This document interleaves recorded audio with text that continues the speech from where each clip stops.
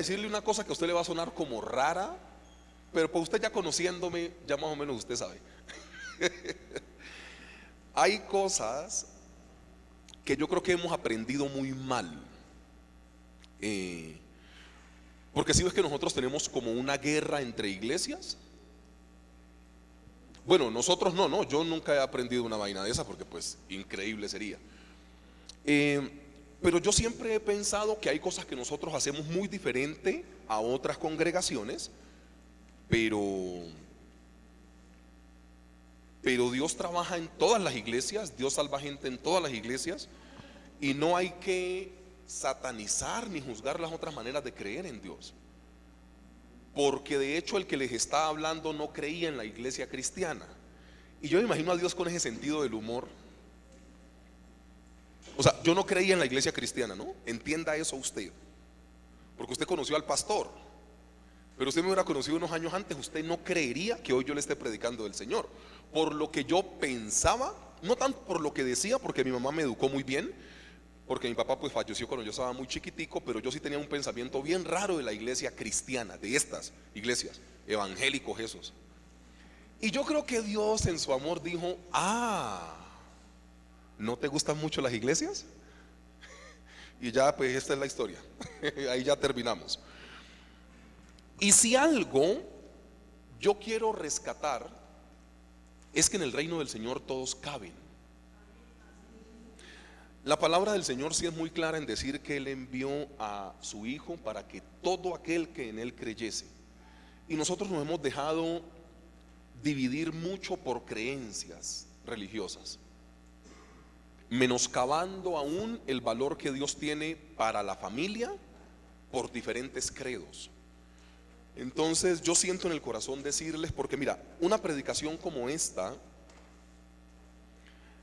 que el título para esta predicación es un encuentro maravilloso, porque todo aquel que se encuentre con Jesús tiene un encuentro maravilloso. Tiene que ver con que todas las personas pueden caber dentro del reino. No le pongamos barrera a la gente que quiere creer en Dios. Voy a ser más directo. No seamos nosotros la barrera de la gente que quiere creer en Dios. A mí siempre me ha gustado ver la iglesia como lo que es. Gente que requiere tanta ayuda de parte del Señor que viene a lugares como estos. Gente que muchas veces tiene su vida embolatada y no sabe ni qué hacer y viene a lugares como estos. Gente que no tiene necesidad ni de haber matado ni de haber robado, pero entiende que hay algo espiritual que lo llama o la llama a decirle: necesitas entregarle tu corazón al Señor. La premisa tiene que ser una sola: bajo la gracia del Señor todos cabemos dentro de la iglesia. Todos cabemos dentro de la iglesia. Y el apoyo a la gente que no hace las cosas como nosotros creemos que se tiene que hacer, tiene que ser como el apoyo que el Señor Jesús le dio a la gente, en todo momento y sin condiciones. En estos días, esto solo lo sabe Jonathan, creo. En estos días estábamos lavando las sillas de la iglesia, de esta iglesia. Y una persona me llamó en una condición bien terrible. ¿Te acordás de que te hablé? Ok. Tuve que ir a sacar a una persona de un lugar que no lo voy a mencionar, un lugar no tan chévere. Y voy a comentarle solo una parte de la charla. Y yo le digo a la persona: ¿por qué me llamaste? Me dijo: un día yo estaba en un culto de jóvenes en X iglesia, y usted dijo, pues yo en ese tiempo era pastor de jóvenes de esta iglesia, que eso hace, no sé hace cuánto yo dejé de ser el pastor de jóvenes. Por ahí todavía me invitan cuando Miguel y Tania dejan, pero yo voy. Pero yo hace mucho tiempo no pastoreo a los jóvenes, yo pastoreo a la iglesia en general. Y esa persona me dice, o sea, yo encontré a esa persona en una situación muy terrible. O sea, muy terrible, es muy terrible. Me llamó únicamente a mí, tuve que ir a rescatarlo de por allá. Y vamos en el carro llevándolo hacia su casa. Y y yo le digo: ¿por qué me llamaste? Pues esa pregunta, usted tiene su pastor, usted tiene sus líderes, usted tiene su iglesia, ¿por qué me llamó? Y la persona me dice: yo un día lo escuché en X iglesia usted estaba predicando para jóvenes y usted habló que tenía una sola condición para los jóvenes de su iglesia: que le dijeran lo que le dijeran, usted nunca se iba a escandalizar, sino que les iba a ayudar a salir del problema. Y yo dije, no, pero yo no estaba hablando de estos problemas, hermano. No, mentira. Y esa tiene que ser la iglesia, donde todos, sin distingo de pecado, de equivocación, puedan venir y entregarle sus cargas al Señor. Acá no viene gente perfecta. Acá viene gente que tiene demasiadas dificultades. Nosotros no venimos a una iglesia porque somos perfectos. Nosotros venimos porque no podemos algunas veces con nuestra vida y necesitamos de Él. Que nunca se nos olvide eso. Bajo un encuentro maravilloso en Mateo capítulo 26, vamos a leer del versículo 1 en adelante. La palabra del Señor dice: cuando hubo acabado el Señor Jesús todas estas palabras, búsquelo bien, Mateo capítulo 26 versículo 1. Cuando hubo acabado el Señor Jesús todas estas palabras, dijo a sus discípulos: ¿sabéis que dentro de 2 días se celebrará la Pascua y el Hijo del Hombre será entregado para ser crucificado? Versículo 3. Entonces los principales sacerdotes, los escribas y los ancianos del pueblo se reunieron en el patio del sumo sacerdote llamado Caifás, y tuvieron consejo para prender con engaños al Señor Jesús y matarle. Pero decían: no durante la fiesta, para que no se haga alboroto en el pueblo. Versículo 6. Estando el Señor Jesús en Betania, en casa de Simón el leproso, vino a él una mujer con un vaso de alabastro de perfume de gran precio, y lo derramó sobre la cabeza de él, estando sentado a la mesa. Y al ver esto, los discípulos se enojaron diciendo: ¿para qué este desperdicio? Porque esto podía haberse vendido en gran precio y habérselo dado a los pobres. Y entendiéndolo, el Señor Jesús les dijo: ¿por qué molestáis a esta mujer? Pues ha hecho conmigo una buena obra. Porque siempre tendréis pobres con vosotros, pero a mí no siempre me tendréis. Porque al derramar este perfume sobre mi cuerpo, lo ha hecho a fin de prepararme para la sepultura.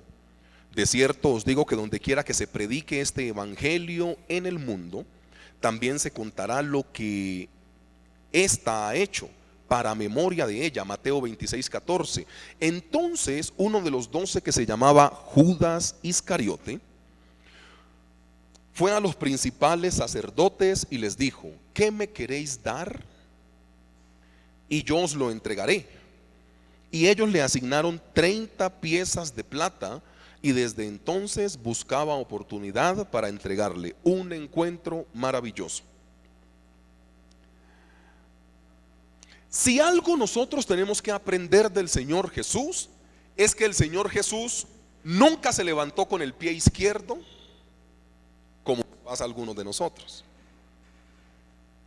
Cuando generalmente a usted y a mí nos pasa que nos levantamos de malas pulgas con el pie izquierdo y que no queremos saber nada de la vida, ese día nos encerramos en la habitación y decimos: vea, que ni nos hablen, porque estoy que ni yo mismo me soporto. ¿Le ha pasado eso? Ay, no tan santos pues. No, bueno, solo a mí, perdón, una iglesia tan santa, un pastor tan pecador, solo a mí me pasa. Hermano, vea, hay días que usted no está ni que si aguanta usted mismo.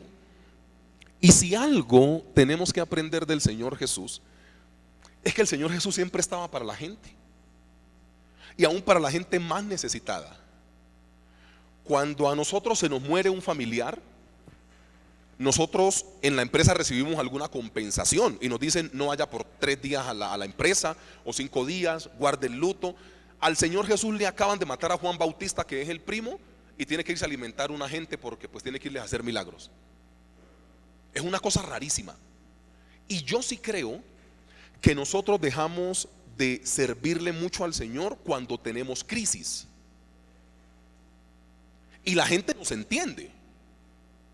Por ejemplo, si usted medianamente me conoce y un día llegué yo aquí porque estaba peleando con la vida y eso, traté mal al uno, regañé al otro y estuve como hosco en el tema, usted va a decir: ay, pero el pastor, usted naturalmente sabe que yo no soy así. Pero algún día uno puede estar en esos días como de malas pulgas.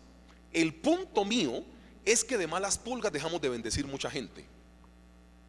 De malas pulgas dejamos de contribuirle al reino.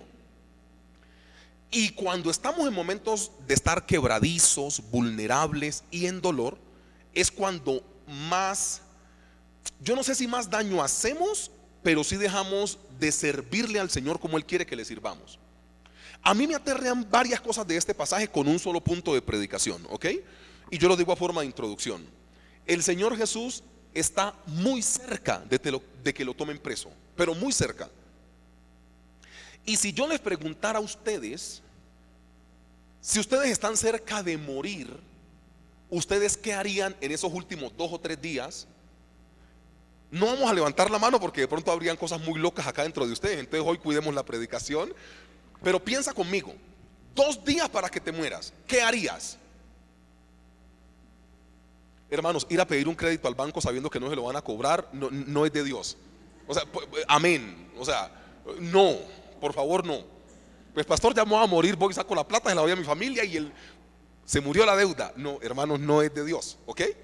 Pero piensa conmigo, porque si algo hay que aprender del Señor Jesús, es que Él sabía trabajar bajo estas presiones. Yo te garantizo que a nosotros nos dicen, nos quedan 2 o 3 días de vida. Hermano, yo creo que a nosotros, o sea, como que nos volvemos locos. Y dice que faltaban 2 días para esta fiesta de la paz, cuando le iban a coger al preso y toda la cosa. Y el Señor Jesús sigue haciendo lo que siempre hizo. De hecho, la historia tiene un solo punto de predicación. Y hoy vamos a hablar de que los vasos de alabastro pueden entrar en casa de Simón el leproso. Los vasos de alabastro es el único punto de predicación hoy. Pueden entrar en casa de Simón el leproso. Los 4 evangelios narran cerca de esta misma historia. Hay pocas historias narradas en los 4 evangelios. Esta es una, ¿ok? Lucas se dedica un poco más como hacia la parte de la ética de la mujer. Juan dice que Judas fue el que más se enojó. En otro evangelio, en Juan o en Marcos, creo que es donde dice que que era el salario de un año, 300 denarios, era el sueldo de un año, ¿ok? Lo que esta mujer derramó sobre el Señor Jesús. Hay distintos detalles, pero la historia narra una sola cosa: que una cosa tan fina como un perfume de alabastro tiene cabida en casa de un señor que había tenido lepra. Cuando usted revisa la historia bíblica, usted se da cuenta que la lepra era la única enfermedad que no tenía cura. Las otras enfermedades se curaban con cualquier tipo de cosa, pero la lepra no.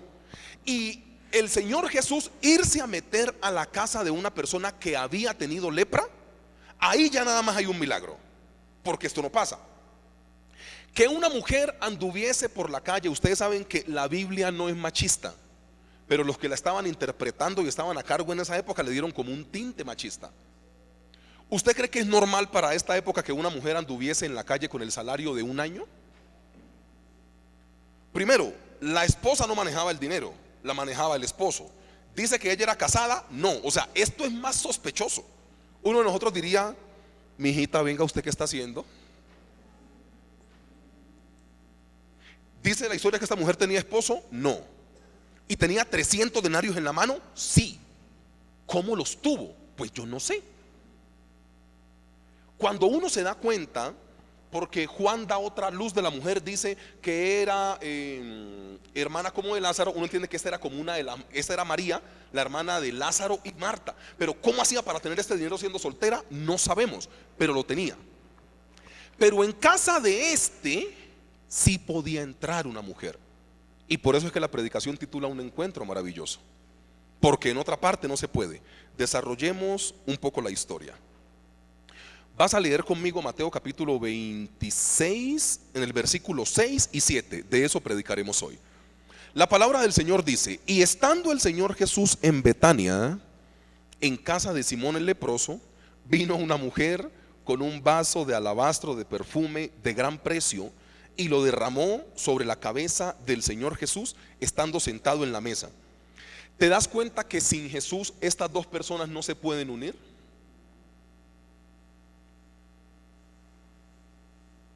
A ver, para esta cultura no era normal que la mujer, si no estuviera con su esposo, estuviera en una reunión de varones. Para esta cultura. Para esta cultura. Y en la Biblia, la ley decía, pues, que la persona que tenía lepra estaba como hacia las afueras de la ciudad. Entonces, cuando el Señor Jesús llega, puede convivir un leproso con una mujer que la sociedad despreciaba, porque el Señor Jesús tiene eso. La primera pregunta que nos hace el texto bíblico es: ¿cuándo vas a hacer que la gente se reconcilie por Jesús? ¿Te acuerdas lo que te dije en la introducción del texto? No más es que una persona venga de una herencia cristiana y se vuelva católico, o como regularmente pasa, que alguien venga de una herencia católica y se vuelva cristiana. ¿Te das cuenta que la familia empieza a pelear? Es tonto, pero pasa. ¿Te das cuenta que empiezan a pelear entre familia? Y yo digo, ¿pero por qué?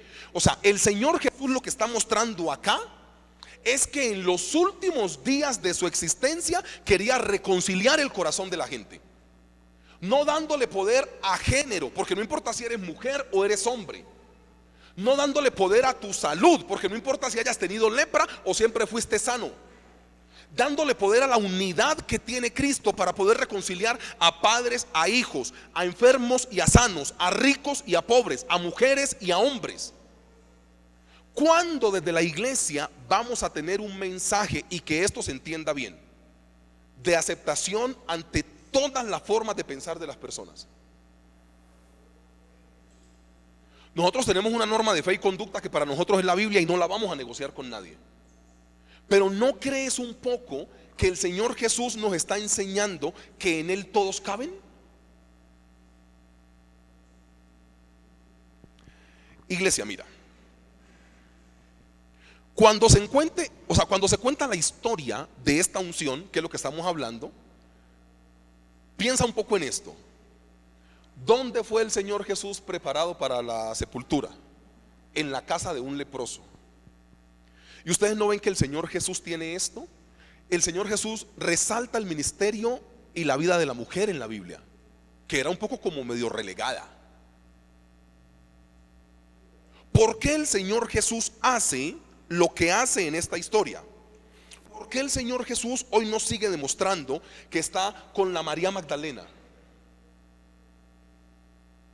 Yo no sé en qué punto la iglesia se convirtió en un poco de gente santa que critica a los pecadores afuera. Yo no sé en qué punto, porque lo que yo leo acá no es eso. Hermanos, perdón, pero la iglesia tiene que hacer autocrítica basada en Jesús. ¿Por qué cuando una persona cae en pecado prefiere irse de la iglesia y no aguantarse el juicio de la iglesia? ¿Ustedes no han pensado, por ejemplo, en esto? A ver, ¿por qué cuando una persona comete un pecado prefiere irse de la iglesia por vergüenza y no quedarse en la iglesia donde se supone que tendríamos que restaurarle? ¿Estoy siendo claro con la idea? Es que los veo que me miran como raro. O sea, me escuchan bien. ¿Qué tengo? Sí, me peluqué hace como 2 días. ¿Qué pasó? No, es que me miran como raro, pero piensa conmigo en esta idea. ¿Por qué cuando una persona cae en pecado prefiere irse de la iglesia y no quedarse? ¿No crees que como iglesia tenemos que pensar en eso?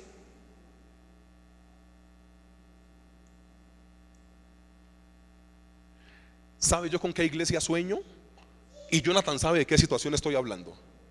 De dónde me tocó ir a rescatar a un chico. Jonathan sabe exactamente de qué estoy hablando. Eso es lo que yo quiero como iglesia.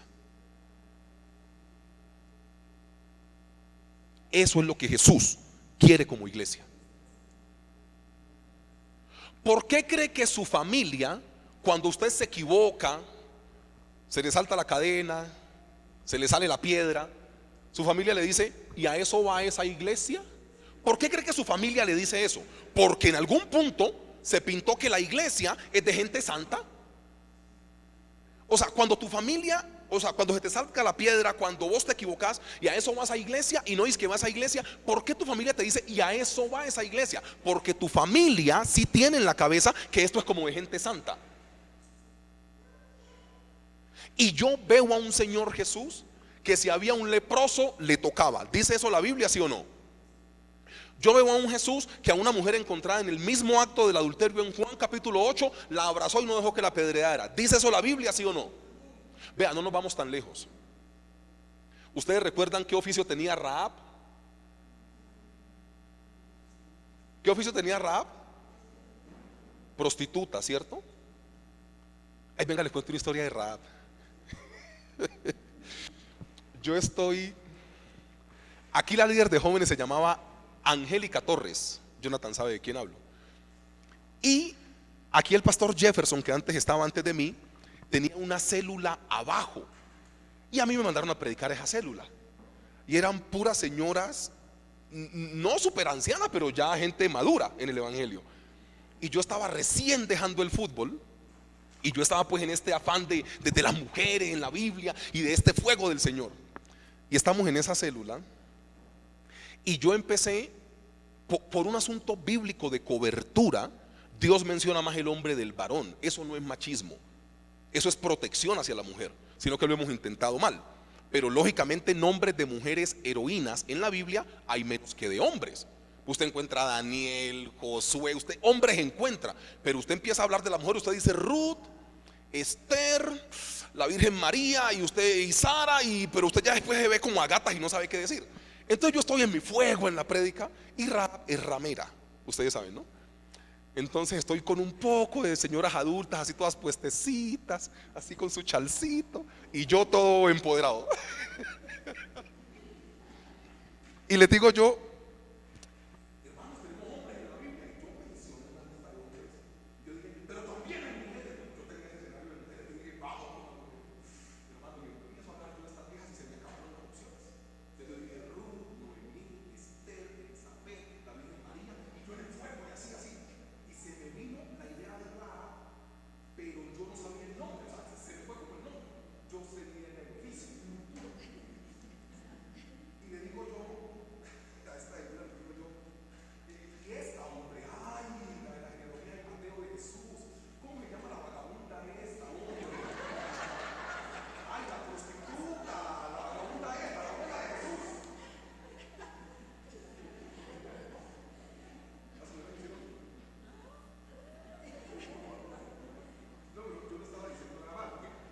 ¿esto sí funciona? Así. Yo no estaba, ay, ahora funcionó. Yo no estaba diciendo nada malo. Ustedes saben que Rahab era ramera. Ella, por un gesto que tuvo en la Biblia, hace parte de las bisabuelas del Señor Jesús. O sea, yo no me estaba inventando nada. Pero cuando vos decís en una célula que la prostituta, la vagabunda es la abuela de Jesús, eso suena feo, ¿cierto? Pero así me pasó. Entonces cierro el paréntesis. ¿Por qué Dios pone a Rahab en la genealogía de Jesús? ¿Por qué no tiene el Señor Jesús problema en hablar con el endemoniado gadareno? Ustedes se dan cuenta que la Biblia sí tiene mucho este tinte de que Dios está para nosotros que somos imperfectos, pero en un punto afuera, cuando nos juzgan, nos dicen: ay, ustedes serán muy perfecticos. O sea, pero ¿por qué? Yo no sé en qué momento pasó esto. ¿En qué punto la iglesia dejó de ser vista como un centro donde la gente pecadora, como usted y como yo, venimos y nos reconciliamos, y pasó a ser una cosa donde todos somos santos y afuera es que se equivocan? En esta iglesia eso no puede pasar. O sea, tienen que cambiar de pastor pues para que eso pase. Pero aquí no. Porque aquí lo que estamos hablando es que el Señor Jesús dice: me faltan 3 días para ser entregado. ¿Qué hago? ¿A dónde me meto? ¿Al templo, a la sinagoga? No, a la casa de un leproso. ¿Comía con Zaqueo, recaudador de impuestos? ¿Sí o no? Hermanos, perdón, ¿qué idea nosotros tenemos de Jesús? ¿Es en serio? Que hay que buscar una vida en santidad, sí, sin la cual nadie verá al Señor, yo lo entiendo. Pero ¿cuándo vamos a presentar a un Jesús correcto?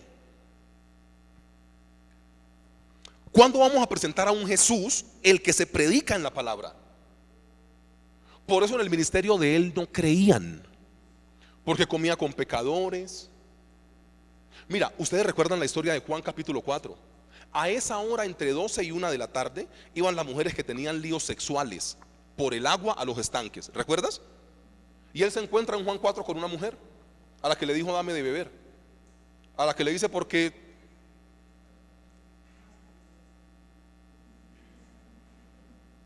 no tenía problema. Porque 5 maridos has tenido y con el que ahora vives pues no es tu marido, mijita. Ese Jesús es el que tenemos que darle a la gente. ¿Sabes por qué la gente se suicida? Perdón, iglesia, pero lo que hay que decirlo, hay que decirlo. ¿Sabes por qué la gente ve más consuelo en suicidarse que en venir a congregarse? Porque algo malo estamos haciendo aquí. Qué pena, pero es así. Donde la gente entendiera que en la iglesia no lo van a juzgar y puede reconciliarse de su pecado, la gente no se mata. La iglesia tiene que abrirle el espacio a la gente y decirle: Jesús puede sanarte, Jesús puede perdonarte. Afuera te condenamos, pero la iglesia no puede condenar a la gente. Esto es una cosa rarísima. El Señor Jesús está a punto de ser entregado por Judas y se va para la casa de un leproso. La ley decía que ante la lepra teníamos que estar distanciados. ¿Y sabe qué hace el Señor Jesús? Me meto a la casa del leproso de malas, como queriendo demostrarle a la sociedad: ¿sabes qué? Yo estoy para la gente que me necesita. No será, sin quitar el juicio de Dios, porque eso en la Biblia está, que nosotros hemos presentado a un Dios como muy bravo para la gente y por eso la gente le tiene como hasta miedo. A ver, Dios no te va a alcahuetear tu pecado. Si seguís pecando, te vas a chupar candela con el diablo. Eso no lo vamos a quitar. Si no, pues tampoco, pues ahora nos abrazamos todos y ya. No, espérate, aquí hay unas normas también, pues. Pero entendé lo que yo te intento decir. O sea, piensa, mira, esa es la reflexión. A nivel mundial subieron el 11% de suicidios en época de pandemia. ¿Ustedes no creen, hermanos, que mucha de esa gente que se suicidó en pandemia hubiese tenido lugar en iglesias? ¿Ustedes no piensan eso conmigo? Pero ¿en qué estamos fallando en transmitir un mensaje cuando le decimos a la gente que lo primero que hace Dios es darte juguete? Algo estamos haciendo mal. Hermanos, venga, le digo una cosa. Usted y yo somos como caprichositos de vez en cuando, pues. Y le decimos al Señor: ay, Señor, estoy que tiro la toalla, siento que no puedo más. Pero ya cuando uno piensa como en matarse, uno dice: uy, no, espere. Uno, no, pues tampoco. O sea, usted hace el show, llora, dice que no aguanta más que la situación y tal, pero usted sigue vivo. Pero cuando una persona se hace daño, eso yo creo que tiene que ser muy bravo, enfrentarse como a la muerte. O sea, subirse a un viaducto y mirar el vacío y decir: es que me voy a tirar. Estábamos colgando los anuncios aquí con Jonathan donde dice Iglesia de Tunja, y yo me subí, hice así, me arrepentí de todos mis pecados. ¿Cuánto tendrá esa torre, Jonathan? ¿12? Por ahí, 12 metros, allá donde dice Iglesia de Tunja. Yo me subí allá, picado pues a macho, instalando el letrero. No, hermano, contraté a alguien que supiera: venga, hermano, yo le pago, cuelgue esa joda. Yo no, pero ¿cómo? O sea, nada más el vacío es una cosa rarísima. Piensa en que una persona siente que se tiene que matar porque no tiene salida. Vamos a hacer la pregunta correcta: ¿Jesucristo es la salida? ¿Usted lo cree, sí o no? ¿Por qué la gente se mata? ¿No será que los que conocemos de Jesús no hemos planteado correctamente a un Jesús en la calle para que la gente pueda entender? ¿Por qué mataron a Jesús? Porque estaba por fuera del status quo de todo lo que ellos creían que tenía que hacerse. Hablaba con mujeres que tenían líos sexuales, sí. Tocaba leprosos, sí. Liberaba endemoniados, sí. Comía en casa de gente pecadora, sí. Comía en casa de gente publicana, sí. ¿Qué ha pasado? Que la gente encuentra más alivio, o lo que usted quiera llamarle, suicidándose que entregándole su vida a Jesús. Ahí la iglesia tiene que hacer una reflexión. Me da pena, pero ahí tenemos que reflexionar. ¿Por qué la gente prefiere otras salidas? O sea, la iglesia no es culpable de todo, pero en lo que nos compete sí, iglesia. Resulta que esta historia muestra algo que a mí me preocupa. Está en el versículo 8. Mateo 26:8 dice: al ver esto, los discípulos se enojaron diciendo: ¿para qué este desperdicio? Cuando usted conoce toda la historia, usted se da cuenta de lo que la mujer está haciendo. El Señor Jesús dijo: me está preparando para mi sepultura. Esto se hacía generalmente después de que la persona ya falleciese. Se preparaba pues el cuerpo, lo que hacemos ahora, que le ponemos formol, preparamos el muerto y estas cosas. Acá se preparaba también, pero esto fue previo. Y Juan dice que Judas era el que estaba pues más bravo porque era el tesorero, y si eso se vende pues él va a manejar esa plata. Pero aquí dice que en los discípulos en sí que hay como un enojo. Y yo veo a un Señor Jesús muy centrado en lo que Él está haciendo. Si esto es para mi sepultura, que lo haga. Mira, iglesia, para el Señor lo que sea.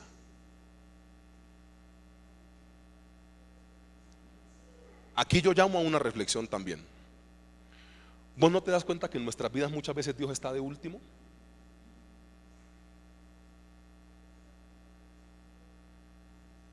Piensa conmigo. Si nosotros con nuestra boca confesamos que Jesús es lo prioritario, ¿por qué cancelamos a Dios por cualquier eventualidad? Algunas veces estamos en este papel de ellos, enojándose por alguien que honra mucho al Señor. Dios no está para quedar de último en nuestras vidas, iglesia. No, eso no puede pasar. Si Dios es lo primero, supuestamente, demostremos que Él es lo primero. ¿Por qué Dios sigue ocupando segundo, tercero, cuarto y quinto lugar en la vida del creyente? Si ustedes están entendiendo bien, el Señor Jesús desde que inicia les dice: voy a ser preso en la ciudad santa de Jerusalén. 3 versículos atrás. Y cuando la chica hace algo bueno por el Señor Jesús, a los discípulos les da como envidia. La pregunta que yo hago es: ¿el Señor Jesús acaso no merecía eso? Lo merecía. ¿Y quiénes estaban enojados? Sus propios discípulos. La reflexión que esto nos tiene que traer a nosotros como comunidad de fe es: ¿le estás dando al Señor lo mejor o tus obras? Y ahí no me voy a detener porque cada uno sabe qué está haciendo. ¿Le estás dando al Señor tu mejor tiempo o tus obras?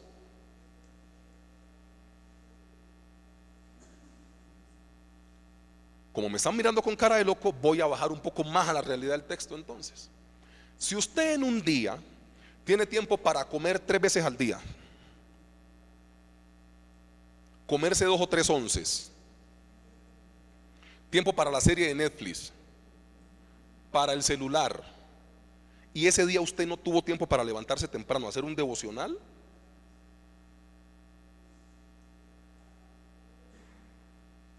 hasta Miguel tosió. Esa es la manera de decir amén. Claro. Ponte a pensar. ¿No se supone que Dios es lo más importante? Leí la encuesta la semana pasada que decía que en promedio el ser humano le entrega 11 años de vida al celular, a las redes sociales. Uy, hermano, yo me sentí bien rarito y bien mal. En promedio, una persona que vive más de 70 años le entrega 11 años de su vida al celular. ¿Usted no cree que eso es mucho? Bueno, fuera leyendo la Biblia, pues en el celular, pero ustedes saben que nos la pasamos en el teléfono. Si Dios es lo más importante, ¿por qué te duele darle el mejor tiempo? ¿Por qué te duele darle lo mejor? Al final de la historia, no es lo que nosotros digamos con nuestras palabras de que Dios es lo mejor, es lo que con nuestras acciones hagamos y que esas acciones soporten que Dios sí es lo mejor. Claro que sí. Hermano, vea, usted se dedica a lo que quiere. Ese cuento de que no le queda tiempo, de que no yo no sé qué, de que no yo no sé cuándo, hermano, usted hace lo que tiene que hacer. A ver, les cuento algunas infidencias sobre la adquisición de este lugar, ¿no? Había gente que me decía: pastor, ¿usted dónde va a poner la iglesia? Como si fuera uno de pastor el que colocara la iglesia. Es que mira que de ahí ya el pensamiento está loco. Y cuando Dios nos mostró que era este lugar, pues queda como hacia las afueras. Dios sabe por qué lo puso acá. Nosotros podemos no conocer toda la historia, pero cuando se pone un lugar de estos en este lugar, Dios sabe por qué lo hace. Hay gente que puede pensar más en que queda un poco lejos, en que las rutas de buses son complicadas, en que, pastor, pero más hacia el centro para que la gente vaya caminando. Yo no sé en qué puede estar pensando usted, pero a toda esa gente que me decía eso, yo le decía: mire, el que es fiel va donde esté la iglesia. Si no, Yair nos hubiera renunciado. A Yair ninguna iglesia le ha quedado cerca. Nosotros tuvimos la iglesia en la carpa al lado de Olímpica. Bueno, Yair ahí como que no estaba, pero la tuvimos en el Mesopotamia y era también lejos para él. La tuvimos en Maldonado, lejos para él, y acá lejos para él. Si fuera por eso, Yair hace rato me hubiera renunciado. A Yair le queda lejos. A algunos le va a quedar lejos, otros les va a quedar cerca. Piensa conmigo en esto, iglesia. Dios es lo más importante. ¿Por qué en tus acciones de vida no demuestras que Dios es lo más importante? Hago la pregunta: ¿no será que lo que están viendo afuera es que la gente escucha que nosotros decimos que Dios es lo más importante, pero cuando la gente nos ve afuera no ve que Dios sea lo más importante? Piensa conmigo, esa es una posibilidad. Qué bendita manía de nosotros de siempre estar pensando que la culpa la tiene el otro. Es muy en serio. O sea, esta predicación tiene que llevarte a una reflexión, porque aquí todos caben en el reino del Señor. Y lo que pasa es que los que se están enojando son los que bíblicamente menos tendrían que enojarse en esta reflexión.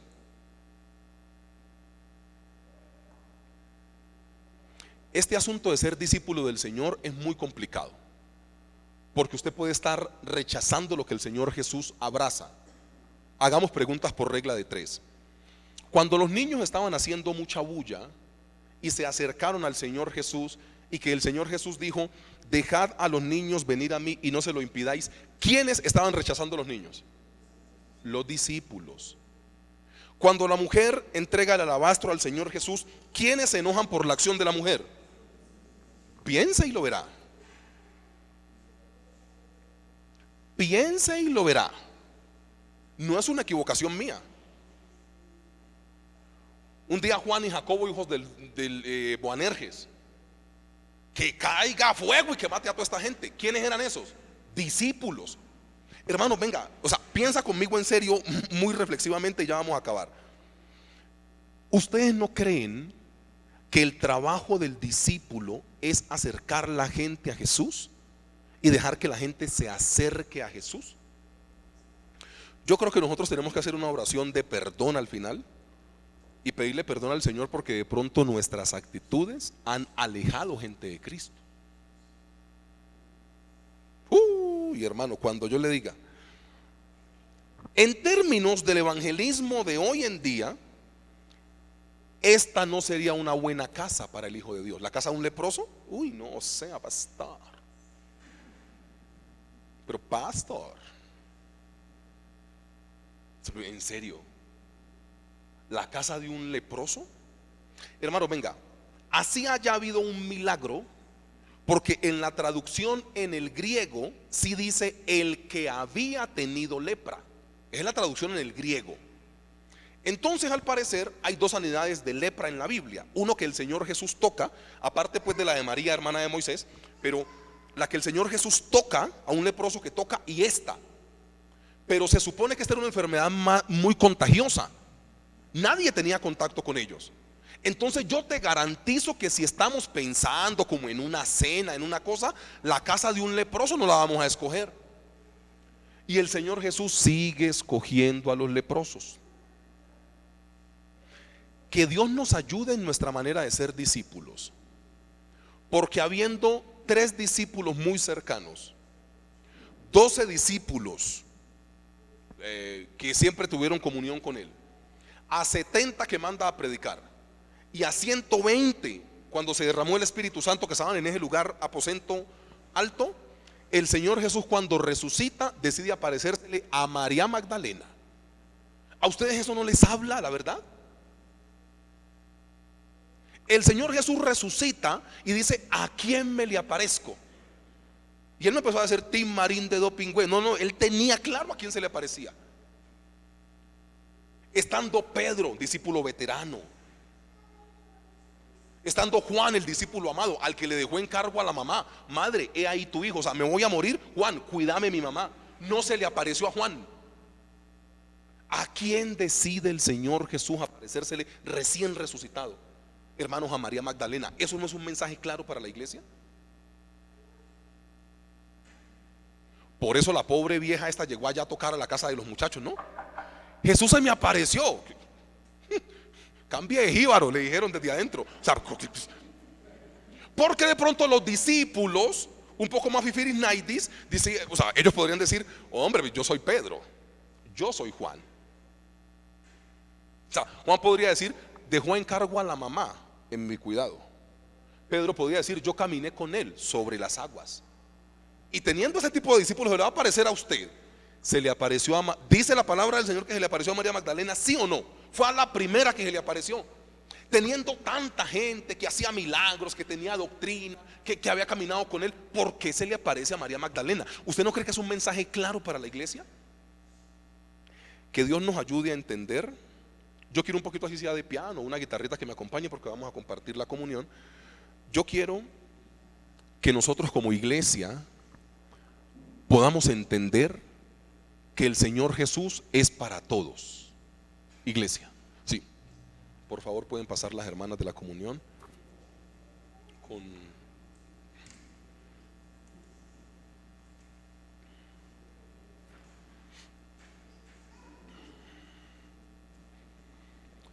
Nuestro Señor es el vínculo hacia el cielo. Iglesia, vamos colocándonos de pie, por favor. Los que puedan, los que tengan alguna limitación física, alguna cosa, por favor ahí quietecitos. Los que no, vamos de pie.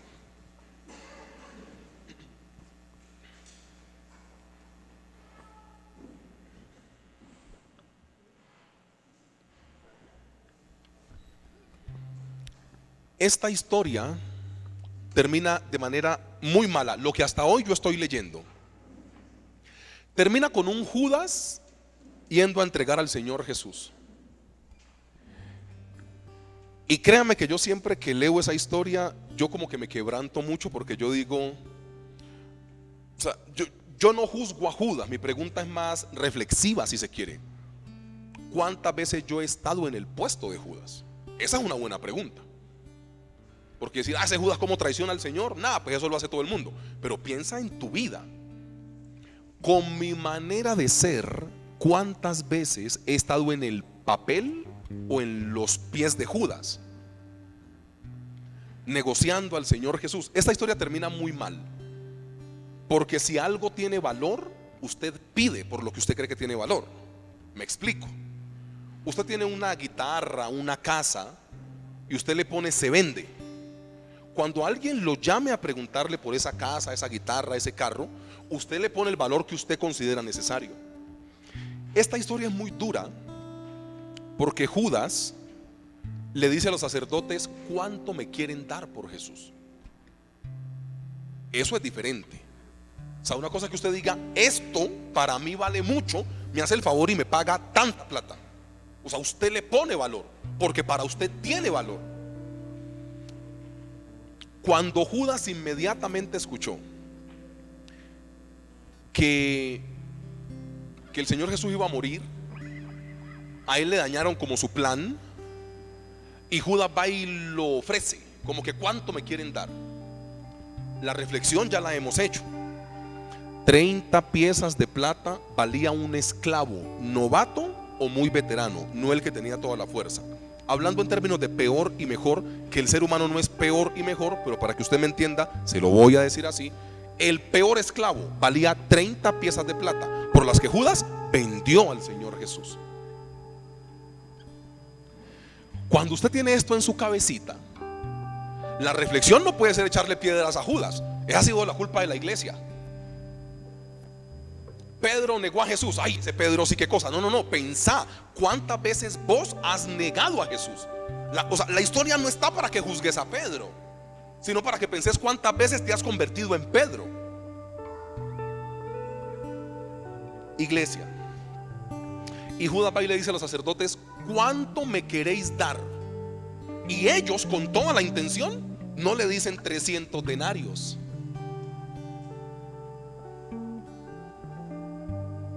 El tiempo se nos va, pero nos permite una reflexión más. Ustedes se dan cuenta que el discípulo que más se enojó por el perfume derramado ante el Señor Jesús fue Judas, el que posteriormente fue y lo negoció. Son hilos que trae la palabra del Señor. O sea, Juan dice: la persona que más se enfureció e incluso le refuta al Señor Jesús es Judas. Si usted lee la historia en el Evangelio de Juan, Judas regaña como al Señor Jesús: ¿por qué hacen esto? Esto puede ser vendido y darlo a los pobres. Claro, el tesorero era él y él se robaba la plata desde Juan capítulo 6. Ustedes recuerdan la historia. Pero el punto mío es este: ¿no se les hace a ustedes paradójico que el que más se enoja es el que termina negociando al Señor Jesús? Esto me lleva a pensar, pues cuidemos nuestros sueños. Porque Judas tenía un gran sueño y de pronto era ser millonario. Y terminó hasta vendiendo al Salvador por perseguir su sueño de ser millonario. Esas reflexiones tienen que estar en una iglesia reflexiva, como la que yo quiero pastorear. Una iglesia que piense. Piensa conmigo. El que más se enojó, o sea, venga, hagamos una reflexión pues muy a lo Pastor Américo. La pregunta es: los 300, o sea, ¿el perfume de quién era? ¿De la mujer o de Judas? ¿Ustedes no se dan cuenta que Judas de sapo es que se pone a enojarse? Y hay gente así, enojada por plata ajena. O sea, Judas está furioso porque una mujer hace lo que quiera con su plata, no es de él. Pero hay gente que se le nota en la envoltura ya. Eso cuando viene y viene y viene y viene, termina usted vendiendo al Señor Jesús. Ese es un gran mensaje, que no estamos predicando de eso. Hoy vamos a hablar de otra cosa. Pero piensa conmigo en eso. La persona que más se enoja por plata termina vendiendo al Señor Jesús por plata. Entonces, así usted odia a su pastor, necesito decirle esto: ¿es usted de los que se enoja por plata cuando le falta? Pilas. Porque si cuando a usted le falta la plata en su casa, hasta el diablo se mete en esa casa y empezamos a pelear, usted está más cerca de traicionar a Jesucristo que de amarlo. Ay, pastor, no me parece. A usted puede ser que no le parezca. Es lo que la Biblia dice. Pilas. Pilas cuando falta la plata. Y que te coge ese desespero. ¿Y ahora qué voy a hacer? Y que empezás a pelear con todo el mundo. Porque Judas empezó a pelear cuando bendijeron al Señor Jesús y después terminó vendiéndolo. Pilas, hermanos, pilas. A usted no le gustan estos mensajes así: en 8 días nos reímos más si quiere, todo bien. No, mentira, es culto de resurrección, no nos vamos a reír mucho, vamos a llorar, yo creo. Pero pilas con eso, porque el que termina el que se enfurece por la plata termina feriando a Jesús por cualquier cosa. Que el Señor nos ayude. Vamos a tomar la cena del Señor. Qué momento más preciso para entender que todos cabemos